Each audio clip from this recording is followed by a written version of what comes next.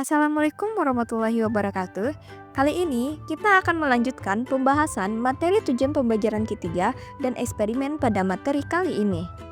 Biasa, tubuh manusia menghasilkan 200 ml CO2 per hari. Dan semua CO2 diangkat dari paru-paru ke udara bebas. Daerah yang melewati paru-paru hanya membebaskan 10% CO2. Sedangkan dalam bentuk 90% bertahan dalam bentuk ion bikarbonat yang akan menjaga pH darah. Proses pengangkutan CO2 dapat dilakukan dengan beberapa cara, yaitu 1. Karbon dioksida larut dalam plasma dan berbentuk asam karbonat atau H2CO3 sebanyak 7% dari seluruh CO2.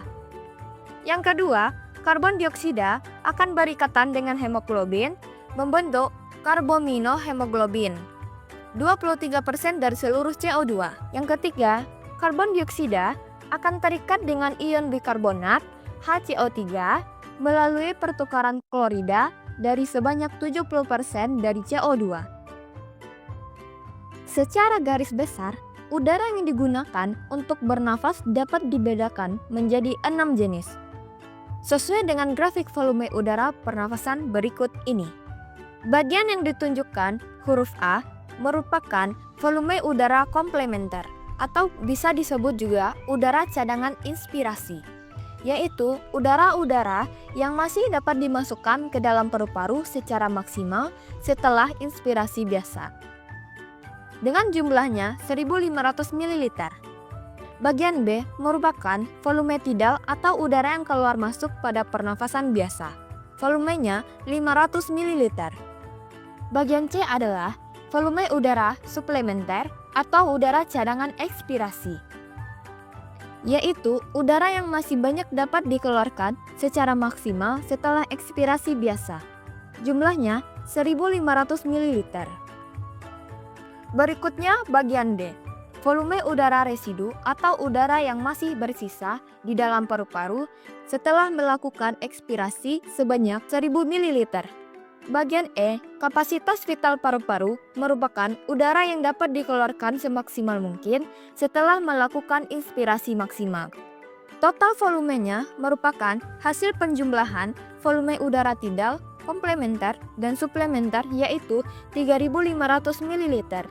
Dan bagian F adalah kapasitas total paru-paru yang terdiri dari volume vital dan residu sebanyak 4500 ml. Jumlah udara yang dikeluarkan setiap menit disebut dengan frekuensi pernafasan. Frekuensi pernafasan bervariasi, bergantung pada faktor-faktor mempengaruhinya, seperti usia. Frekuensi pernafasan pada balita lebih tinggi dibandingkan orang dewasa. Jenis kelamin. Pada umumnya, perempuan memiliki frekuensi pernafasan lebih cepat karena volume paru-parunya lebih kecil daripada laki-laki. Tetapi, jika dilihat dari aktivitas, maka frekuensi pernafasan laki-laki lebih cepat. Posisi tubuh. Frekuensi pernafasan saat berdiri lebih tinggi daripada saat duduk. Suhu. Semakin tinggi suhu tubuh, maka frekuensi pernafasan makin cepat. Aktivitas. Semakin tinggi aktivitas seseorang, maka semakin cepat frekuensi pernafasannya. Status kesehatan. Jika terdapat penyakit di dalam tubuh, akan berakibat terganggunya pengiriman oksigen ke sel-sel tubuh, sehingga berpengaruh pada frekuensi pernafasan. Emosi, rasa sakit, dan ketakutan. Terjadinya influx yang merangsang pusat pernafasan, sehingga penghirupan udara semakin kuat. Baiklah, untuk menguji pemahaman Ananda tentang materi yang sudah dijelaskan, kita akan melakukan eksperimen menghitung kapasitas paru-paru dan frekuensi pernafasan.